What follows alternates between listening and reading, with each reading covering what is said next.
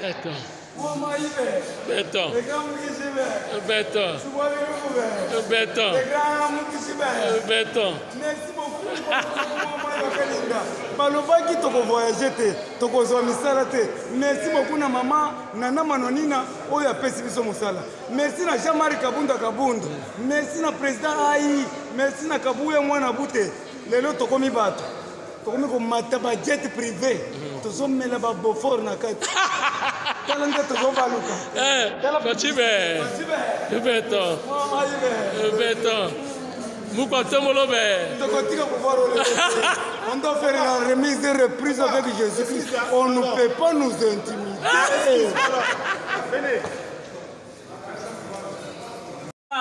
Tindika Télévision, chers internautes, bienvenue dans ce nouveau numéro avec lui-même Molobeli Fachi Béton, Papi Kamwasi Chilombo, Mwana Yasuka, ya Maman Marthe Kasalo, Pire Petit, ya Viennaye Béton, Kamwasi Chilombo. Bo sepela déjà, émission et bandi, bo zwa ya makelele, bo kangela bango na ba chambre, Kamwasi ya bandi. À la une, chers internautes, lobby Fara, frère Martin, na ba oya bengaki bango ba bololé. Do ba bololé ba zo kana ba ko lakisa bango ke ba na ba vrai bololé te mais ba agent de l'ordre. Ba ko chande ordre donc ba bololé contre frère Martin. Lobby makambu ya Musapi ezate nzete na sokoti na ebisi no blague ezate makambu ya ngwana. Na minute oyo na émission oyo cher internaute, réunion ezali na hôtel de ville ba bengisi ba parti politique nyonso pona ko expliquer bango marche ba boité mais sala marche na kinganto ko tika sangulu bolembi bokenzela njini brasserie ba bimeli kuna ti bozongi changu wana da sommet. Cher internaute, Moïse ake wapi ake na Goma akomio mie mutoto ya Goma okoy mutoto ya Goma okokoma mutoto ya bateke. Cher internautes, bazokanga batu ba rebelle na este bakanga boye oyo mwana ya mama Safi, oyo mwana ya mama Songololo, oyo mwana ya mama Bugizi. Bolingi mboka te pona nini bato bazolongwa Kinshasa bazokende pona état de siège kokotsa kima na este bino moko bana ya mboka ba congolais nde bozotumba bandako ya bandeko na bino bazoseka biso na ba étranger. Émission ebandi. Chers internautes, nakobanda émission mpona ko féliciter Monsieur Boudimbu, ministre des hydrocarbures. Chers internautes, tovandi na Kabila awa bamvule bele. Est-ce que boyebi ke pétrole na biso bangolais ba exploitaka yango pe tozwaka eloko te. Donc ti Kabila tiki pouvoir mbongo ya pétrole na biso ekendaka nango na Angola balekela biso na esprit do ba yanki.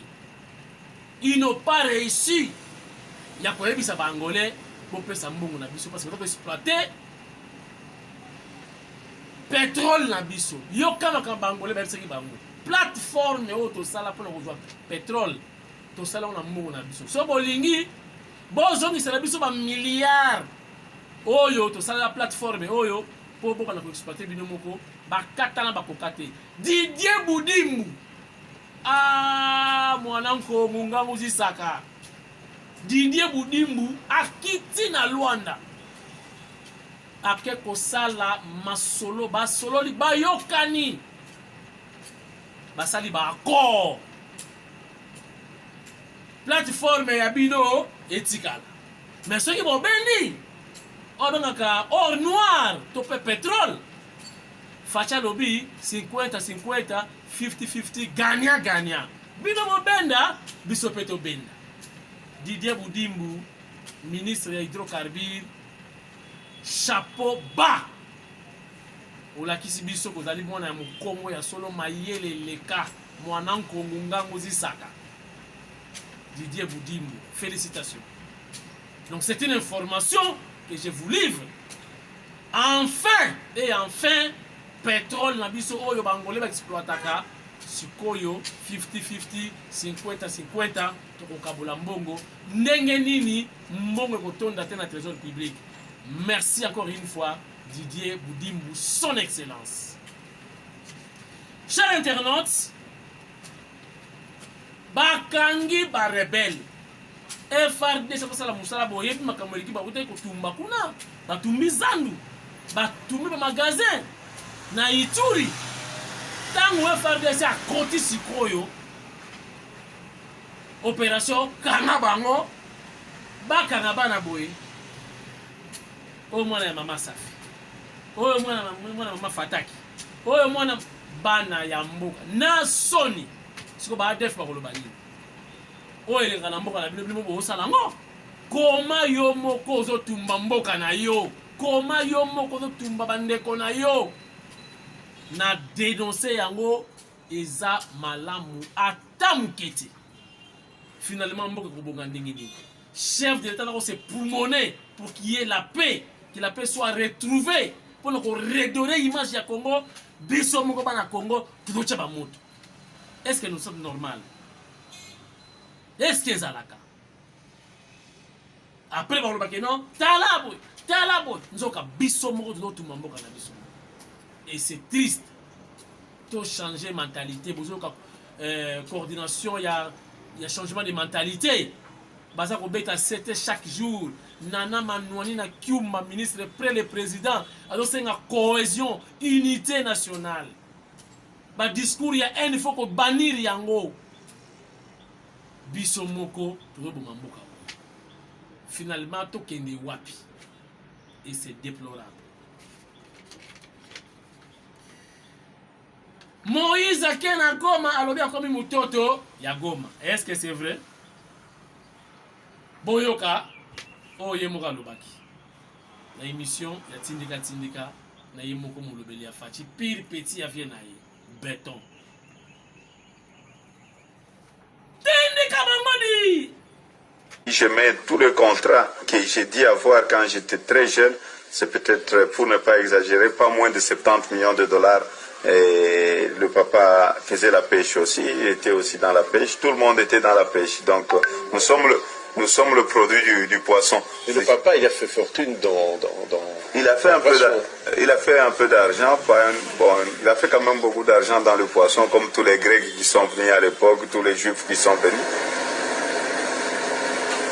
Quand Hitler s'attaquait à la communauté juive, donc c'est à ce moment-là que mon père a dit fuir. Il a fui donc de Rhodes là où il était. Il s'est retrouvé au Congo, il est passé par le Maroc, tout ça. Et donc c'est quelqu'un qui a perdu ses parents très jeunes, à l'âge de 19 ans, dans le camp de concentration.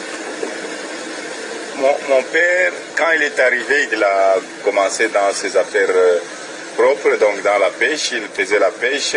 Ma mère a rencontré aussi mon père dans ces villages, et voilà. À l'époque, c'est pour vous dire que mon père n'était pas raciste, parce que pour avoir une femme noire, c'était très difficile pour un blanc d'avoir une femme noire. Il fallait compter vers les années 42, 43, avoir une femme noire. Mais mon père a eu ce courage-là et il était en même temps juif. Pour avoir une femme noire, c'était très difficile. Ils se sont rencontrés ici.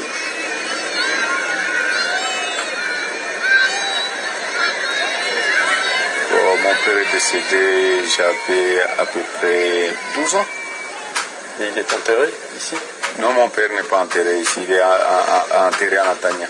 Natania, c'est Israël. Je vais de temps en temps. Il était aussi dans la pêche, tout le monde était dans la pêche. Donc nous sommes le produit du poisson. Et le papa, il a fait fortune il a fait un peu d'argent, bon, il a fait quand même beaucoup d'argent dans le poisson, comme tous les Grecs qui sont venus à l'époque, tous les Juifs qui sont venus. Quand Hitler s'attaquait à la communauté juive, donc c'est à ce moment-là que mon père a. Voilà, nous sommes de retour sur ce plateau de Tindika Télévision. Chers internautes, si vous côté na Katia, Masolo Yalelo. Nous sommes à la veille. Lobby, Ngobila, n'a pas tumbara moi trop, mais Ngobila n'a évité. Ngobila dali gouverneur ya ville ya Kinshasa. Ayoki sango déjà que ba pulusu bazo kana frère Martin ndenga lobaki baza ba bololé. Gouverneur à lobby bon marche à la tête. Et ça c'est une façon de protéger parce que ça zuba écho que bateau ya traité qui ba bololé. Ba kanié. Mon cher civil à Kanayo, policier et militaire à Kanaoti. Yango moni Ngobila à l'obité. Nabini ça quand même parce qu'on a un problème pour le bani ni Fachi on a ta président de la République à interdire d'avoir une marche pour l'ongwa pour ma tête ti aéroport Anjili. Mon frère Martin peut aller là changu grave parce que hier mon akaka chang na kitambo alingara bangote ngali ma lemba bon manger kuna kutu babar kana na Chelsea. Donc frère Martin ya lingaka chang bon ba petit skoyo ba marche côté wana à mon avis Ngobila la ko sauver kaka yi d'après l'intérêt na yi bango balobi bakozala kaka bakomarche kaka nanko et pourtant batikeli bango monga fula place komarche ezali bakope komarche na bango côté ya Kingantoko babane Kingantoko ti Kasangulu à partir de Kasangulu bakokende bamarche na bango bakope na Kasangulu balemba zi côté bikeko wana bakeye malemba bakipima na kimwenza ti baleko kwa ya kuna na kota dingi babimi na njili brasserie bazongi changu. Parce que frère Martin c'est impossible de battre balongwa changu bako bana marche na Kingantoko bazonga ti Kasangulu et puis kuna banzete banini presque vous la passer alinga santete asa la marche na nko abima hors la loi donc lobby ngana zo banga fara na bato bengi ba bololé to ba mosu aye les sous nazo banga da nzete po musapi na moni simba susu donc nzete ngana zo banga voilà ce qui a constaté lobby toyebite ekozala ndenge nini ye na bato ya traitaki ba bololé wana oya traitaki ba kosala siko musala ba kolakisa ye ki tout ça ba bololé ti na message wana epesi ngai réflexion cher internaute Tshisekedi Fachi Beton Fumu Wadi Tunga combien de fois qui malmené dans la police ce que j'ai fait c'est pour votre intérêt aussi tokobongisa ba salaire na bino tokoluka bo vivre mieux bolia kitoko omoni bapesi baloso awa aba prix pour na ba policier na ba militaire bakomi na cantine na ba banda ya ba policier bakomi kotanga ya ofele. Voilà Fachi balé ko promettre ba policier déjà que ceux qui possible ce pouvoir basi na bino ba voter biso ba na bino ba voter biso IDPS a quoi améliorer la situation de vie na bino ba policier mais ici comme on a dit qu'on a Fachi a fini policier bololé kaka mukolo marche moko qui marche à Rossi mais c'est à Rossi o le policier quand il ba moto ya combattant Fachi kitaka na jeep akiko botola jeep wana ni moto wana parce que c'est la combattant jour wana ni maka Fachi qui ranger parce que ma ça c'est beta na mokutu na kota ka nzela 4 degrés papa fait simaro lutumba na kolongulu ba histoire na wana. Voilà cher internaute tokota la lobby ekozala ndenge nini Maloyo sera qu'on le bakibatienga sous Moussapito Nzete est allié. Voilà, chers internautes, l'émission était spéciale pour nous avertir bino lobby ngana kozalate. N'abi que Lexis les gars la kozala, il y a comment il y a tika rap comme chauffeur, il y a frère Martin. A comme caméraman, il y a frère Martin. Abanga tena banga yimuko bokota tokitate tozamuke lobby marche na changu ezate ba pekisi ba marché te boke marché na kinganto oya ko bima hors la loi oya ba bengi ba bololé ba osala musana ba émission c'est la raté.